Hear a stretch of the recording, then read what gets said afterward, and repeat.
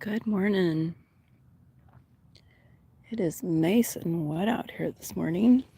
It smells so good. It smells like sage. It's one thing I love about rain in the desert. We're getting out here while there's a little break in the weather. I feel sorry for people in California getting slammed, right? Usually whenever we get rain, California, Arizona gets slammed. We need the rain. It smells so nice, so peaceful out here this morning. Definitely got to get out while there's a break because when it rains here, it can really come down. Morning.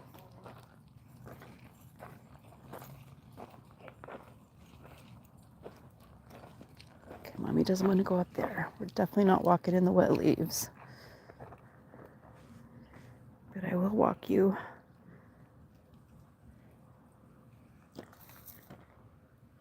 Yeah, so today I'm planning to do some canning. I'm going to can some pasta sauce. I usually do that about every other year just because it's so much work. And actually, I only bought 30 pounds of tomatoes this year instead of 60 because it's so much work.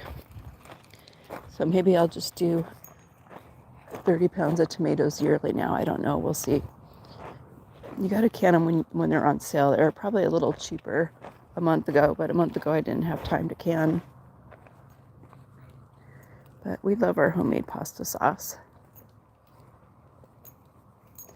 So 30 pounds of tomatoes will probably get me 15 pints of tomato sauce, pasta sauce. I try to cook it down thicker just because I like a little thicker sauce. And if I get tired of it, if it's taking too long, I'll jar the sauce and then I'll let it cook down a little bit before I use it, right? That works too.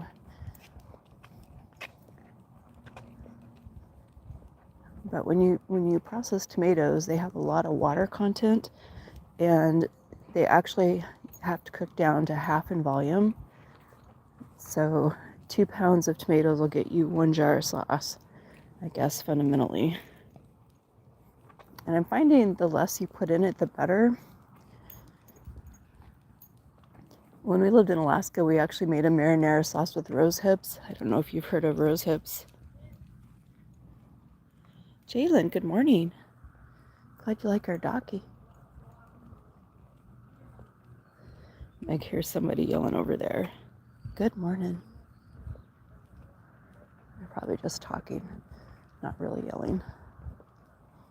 But when we lived in Alaska, we used to make a marinara sauce using rose hips.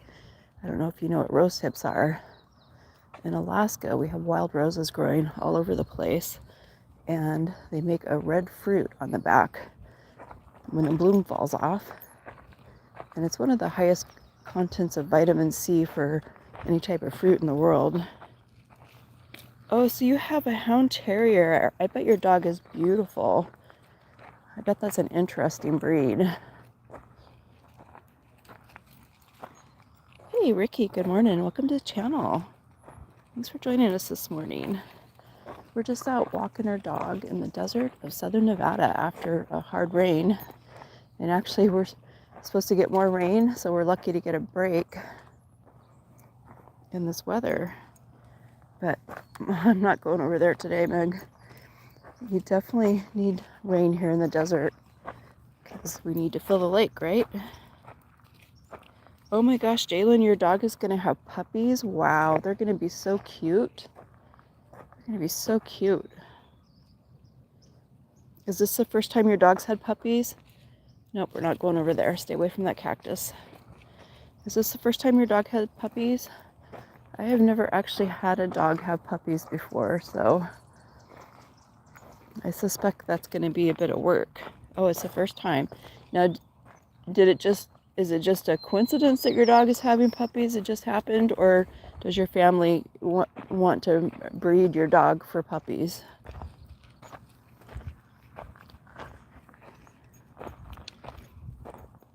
It doesn't really matter. I've known people before that had pure breed dogs that bred them for puppies, and cute puppies, but a lot of work. It's a coincidence, I understand. That happens. When I first got Meg, I thought maybe she was a coincidence too, because she's a very unusual looking dog, very pretty, compact dog. But the shelter, we got her from a shelter 3 years ago, and they said she was a shepherd mix, and we've had shepherd breeds before, so we knew she wasn't a shepherd. Oh, she's got to do her business. Get a bag out. So we knew she wasn't a shepherd, and we did one of those $100 DNA tests off Amazon, and it turned out she was actually half Siberian Husky and half American Staffordshire Terrier. Hound Terrier and Heeler and Corgi. Oh, that sounds like a really adorable mix. All right, let mommy get it. Sounds like an adorable dog mix. I think Corgis are so cute. Oops, there goes my bag. Okay, just a second. Let me get this cleaned up.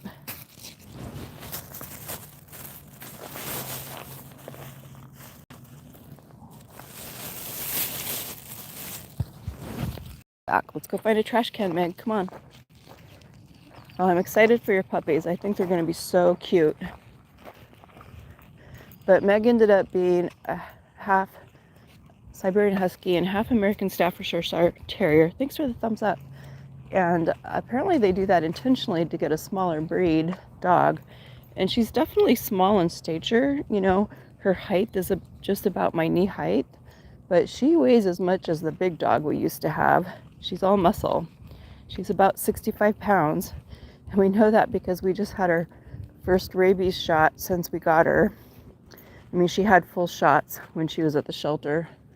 But when we got her, she was only 34 pounds. So you could imagine what bad shape she was in. She was very emaciated. You could actually see under her ribs, and now she's all filled out. But I'm excited for your puppies. Those are going to be gorgeous animals. And I'm just trying to get to that trash can to get rid of this. There we go. Now we're walking.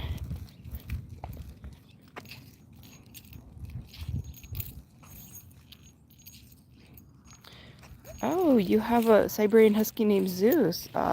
Huskies are so funny. So she has interesting traits. When she wants to play, she howls. It's so funny. She howls at my dog. Oh, hey, thanks for the heart. So do you have a channel then, Jalen?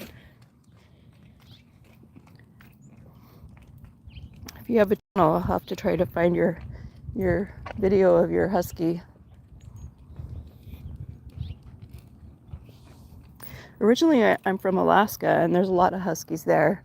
I do actually see huskies here.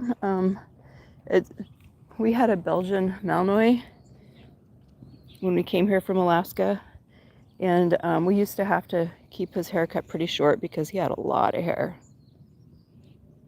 Oh, you haven't posted anything yet? Okay. Well, you'll have to post something. I'll try to find you after my live to subscribe to your channel. Anyway, we had a Belgian Malinois when we moved here from Alaska, and Malinois aren't really desert breeds because they have lots of hair. Their hair is really long, and they have a thick undercoat too, kind of like a sheep, right? But we used to have to keep that dog pretty trim, but that dog weighed about what Meg weighed, which is remarkable because Meg is so much smaller than that dog. But Meg's a little muscle.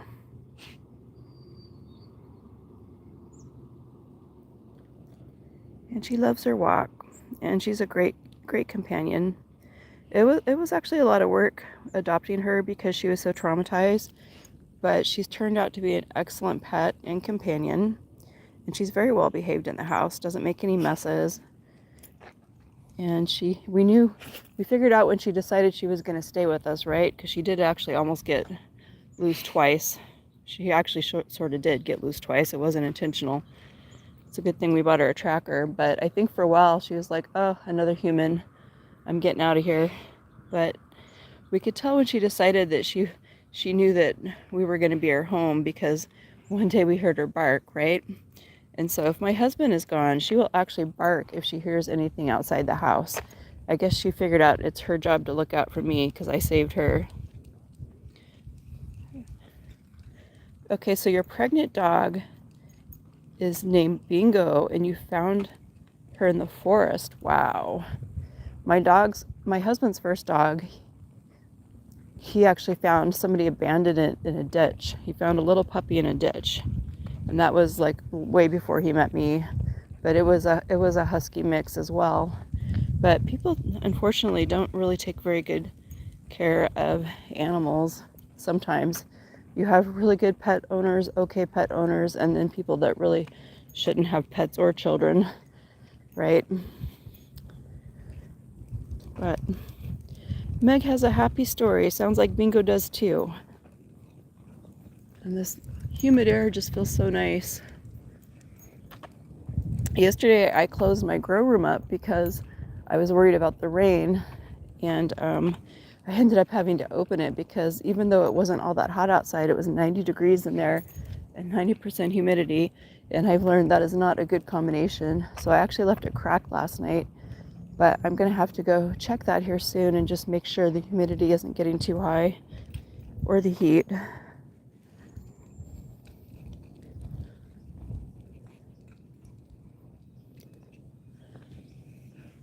Well, it's a beautiful day here in the desert. I sure appreciate some of y'all joining us today. Miss Meg and I are just going to have a nice walk before I get busy doing some canning in the kitchen today. And Jaylene Thomason. Jaylyn, is it Jaylyn or Jaylene? I'm going to try to find you and subscribe to your channel.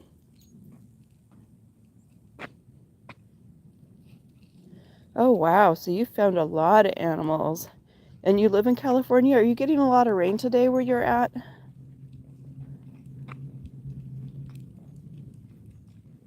Well, Jaylyn, thanks for joining us this morning. I hope you have a wonderful day today, and hope everything goes well for your dog Bingo. And it sounds like you have a wonderful life filled with love and animals. Have a blessed day. Thanks for watching.